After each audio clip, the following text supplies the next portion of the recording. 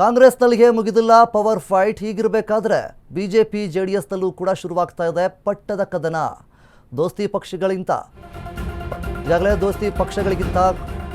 ಈಗಾಗಲೇ ಕೂಸು ಹುಟ್ಟುವ ಮುನ್ನವೇ ಕುಲಾವಿ ಹಾಕೋದಕ್ಕೆ ಪ್ರಯತ್ನವನ್ನು ಪಡ್ತಾ ಇದ್ದಾರೆ. ಕಾಂಗ್ರೆಸ್ನಲ್ಲಿ ಮುಗಿತಾ ಇಲ್ಲ ಒಂದು ಕಡೆ ಪವರ್ ಫೈಟು. ಹೀಗಿರಬೇಕಾದ್ರೆ ಬಿಜೆಪಿ ಮತ್ತು ಜೆಡಿಎಸ್ನಲ್ಲೂ ಕೂಡ ಮುಂದಿನ ಮುಖ್ಯಮಂತ್ರಿ ಯಾರಾಗ್ತಾರೆ ಅನ್ನುವಂಥ ನಿಟ್ಟಿನಲ್ಲಿ ಚರ್ಚೆಯನ್ನು ಮಾಡ್ತಾ ಇದ್ದಾರೆ. ಚುನಾವಣೆಗೆ 2 ವರ್ಷ ಇರುವಾಗಲೇ ಪಟ್ಟದ ಫೈಟ್ ಬಗ್ಗೆ ಜೋರು ಮಾತುಕತೆ ನಡೀತಾ ಇದೆ. 2028ಕ್ಕೆ ನಮ್ಮದೇ ಅಧಿಕಾರ ಅನ್ನುವಂಥ ನಿಟ್ಟಿನಲ್ಲಿ ಜೆಡಿಎಸ್ ಮತ್ತು ಬಿಜೆಪಿ ಇದ್ದಾರೆ. ವಿಜಯೇಂದ್ರ ಬೆಂಬಲಿಗರಿಂದಲೂ ಕೂಡ ಮುಂದಿನ ಸಿಎಂ ವಿಜಯೇಂದ್ರ ಅಂತೇಳಿ ಕೂಗುಗಳು ಕೇಳಿ ಬರ್ತಾ ಇದೆ. ಈಗ ನಾನು ಸಿಎಂ ರೇಸ್ನಲ್ಲಿ ಅಂದರು ವಿಪಕ್ಷ ನಾಯಕ ಹಾರಶೋ. ಸಿಎಂ ಕ್ಲೇಮ್ ವಿಚಾರ ತೀವ್ರವಾಗ್ತಾ ಇದೆ. ಸದ್ಯಕ್ಕೆ ಈ ಕಡೆ ತಲೆ ಹಾಕ್ತಾ ಇದ್ದಾರಾ? ಸಿಎಂ ಕುರ್ಚಿ ವಿಚಾರದಲ್ಲೇ ಮೈತ್ರಿ ನಾಯಕರಲ್ಲಿ ಮೂಡಲಿದೆಯಾ ಬಿರುಕು ಅನ್ನುವಂಥದ್ದು ಕೂಡ ಒಂದು ಕಡೆ ಪ್ರಶ್ನೆ ಆಗ್ತಾ ಇದೆ. ಸದ್ಯದ ಮಟ್ಟಿಗೆ ಈಗ ಕಾಂಗ್ರೆಸ್ನಲ್ಲಿಯೇ ಪವರ್ ಫೈಟ್ ಮುಕ್ತಾಯ ಆಗ್ತಾ ಇಲ್ಲ.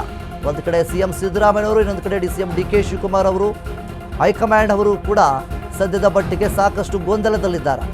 ಈ ಒಂದು ಪವರ್ ಫೈಟ್ನ ಬಗೆಹರಿಸಬೇಕಾ ಅಥವಾ ಈ ಒಂದು ಗೊಂದಲ ಏನು ಅನ್ನುವಂಥದ್ದು ಕೂಡ ಗೊತ್ತಾಗದೆ, ಏನು ಮಾಡಬೇಕು ಅಂತ ಗೊತ್ತಾಗದೆ ಯಾವುದೇ ಒಂದು ನಿರ್ಧಾರವನ್ನು ಕೂಡ ಹೈಕಮಾಂಡ್ ತೆಗೆದುಕೊಳ್ತಾ ಇಲ್ಲ. ಸೊ ಹೀಗಿರಬೇಕಾದ್ರೆ ಬಿಜೆಪಿ ಜೆಡಿಎಸ್ ಒಂದು ಮೈತ್ರಿಕೂಟದಿಂದ ಏನು ಅಧಿಕಾರಕ್ಕೆ ಬರ್ತೀವಿ ಅನ್ನುವಂತಹ ಭರವಸೆಗಿದ್ದ ಮುಂದಿನ ಸಿಎಂ ಯಾರಾಗ್ತಾರೆ ಅನ್ನುವಂಥ ನಿಟ್ಟಿನಲ್ಲಿ ಅವರವರ ಮಧ್ಯೆ ಪಟ್ಟದ ಕದನ ಈಗಾಗಲೇ ಶುರುವಾಗಿದೆ. ಈ ಒಂದು ದೋಸ್ತಿ ಪಕ್ಷಗಳಿಂದ ಕೂಸು ಹುಟ್ಟುವ ಮುನ್ನವೇ ಕುಲಾವಿ ಆಗ್ತಾ ಇದ್ದಾರೆ. ಅಂದರೆ ಕೂಸು ಹುಟ್ಟೋಕ್ಕೂ ಮುಂಚೆನೇ ಟೋಪಿ ಆಗ್ತಾ ಇದ್ದಾರೆ. ಸೊ ಆ ರೀತಿಯಾಗಿ ಇನ್ನೂ 2 ವರ್ಷಗಳ ಕಾಲ ಟೈಮ್ ಇದೆ. ಆದರೂ ಸಹಿತ ಮುಂದಿನ ಸಿಎಂ ಯಾರಾಗಬೇಕು ಅನ್ನುವಂಥ ನಿಟ್ಟಲ್ಲಿ ಚರ್ಚೆಗಳು ಕೂಡ ಈಗಾಗಲೇ ಶುರುವಾಗ್ತಾ ಇದೆ. ಒಂದು ಕಡೆ ಕಾಂಗ್ರೆಸ್ನಲ್ಲಿಗೆ ಇನ್ನೂ ಪವರ್ ಫೈಟ್ ಮುಗ್ದಿಲ್ಲ. ಪವರ್ ಫೈಟ್ನ ಚರ್ಚೆಗಳು, ಗೊಂದಲಗಳು ಏನೂ ಸಹಿತ ಮುಗ್ದಿಲ್ಲ. ಹೈಕಮಾಂಡ್ ನಿರ್ಧಾರವೂ ಸಹಿತ ಬಂದಿಲ್ಲ.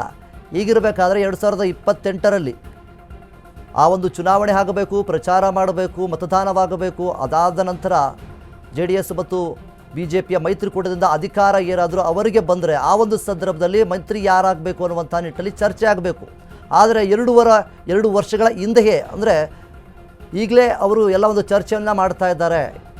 ಅವರವರ ಮಧ್ಯೆ ಪಟ್ಟದ ಕದನ ಶುರುವಾಗಿದೆ. ಇನ್ನು ಕಾಂಗ್ರೆಸ್ನ ಒಳಗುಟ್ಟನ್ನು ರೇಣುಕಾಚಾರ್ಯ ರಟ್ಟು ಮಾಡಿದ್ರ ಅನ್ನುವಂಥದ್ದು ಕೂಡ ಒಂದು ಕಡೆ ಪ್ರಶ್ನೆ ಆಗ್ತಾ ಇದೆ. ದಾವಣಗೆರೆ ದಕ್ಷಿಣದಲ್ಲಿ ಬಿಜೆಪಿ ಗೆಲುವು ನಿಶ್ಚಿತ ಅಂತ ಹೇಳ್ತಾ ಇದ್ದಾರೆ. ಕಾಂಗ್ರೆಸ್ನ ಒಳಗುಟ್ಟು ರೇಣುಕಾಚಾರ್ಯ ರಟ್ಟು ಮಾಡಿದ್ರ ಅನ್ನುವಂಥದ್ದು ಒಂದು ಕಡೆ ಪ್ರಶ್ನೆ ಆಗ್ತಾ ಇದೆ. ದಾವಣಗೆರೆ ದಕ್ಷಿಣದಲ್ಲಿ ಬಿಜೆಪಿ ಗೆಲುವು ನಿಶ್ಚಿತ. ಆಂತರಿಕ ಕಚ್ಚಾಟದಿಂದ ಕೈ ಸರ್ಕಾರ ಪತನವಾಗುತ್ತೆ. ಜಬ್ಬಾರ್ ತಲೆದಂಡ ಆಗಿರ್ಬೋದು, ನಜೀರ್ ಅಹಮದ್ ವಜಾ ಆಗಿರ್ಬೋದು. ಮುಂದೆ ಸಚಿವ ಜಬೀರ್ ಅಹಮದ್ ರಾಜೀನಾಮೆ ನೀಡಬಹುದು ಅನ್ನುವಂಥ ನಿಟ್ಟಿನಲ್ಲಿ ಹೇಳ್ತಾ ಇದ್ದಾರೆ. ನನಗೆ ಸಿಕ್ಕ ಮಾಹಿತಿ ಪ್ರಕಾರ ಜಮೀರನ್ನು ಕೂಡ ಕಿತ್ತಾಕ್ತಾರೆ ಅಂಥೇಳಿ ಹೇಳ್ತಾ ಇದ್ದಾರೆ. ಕಾಂಗ್ರೆಸ್ ಒಳಗುಟ್ಟನ್ನು ಬಿಚ್ಚಿಟ್ಟ ಎಂಪಿ ರೇಣುಕಾಚಾರ್ಯ. ರಾಜ್ಯದಲ್ಲಿ ಸರ್ಕಾರ ಸತ್ತು ಹೋಗಿದೆ ಅಂತ ಜನರು ಮಾತನಾಡ್ತಾ ಇದ್ದಾರೆ. ಕಾಂಗ್ರೆಸ್ ಸರ್ಕಾರದ ವಿರುದ್ಧ ಎಂಪಿ ರೇಣುಕಾಚಾರ್ಯ ವಾಗ್ದಾಳಿಯನ್ನು ನಡೆಸಿದ್ದಾರೆ.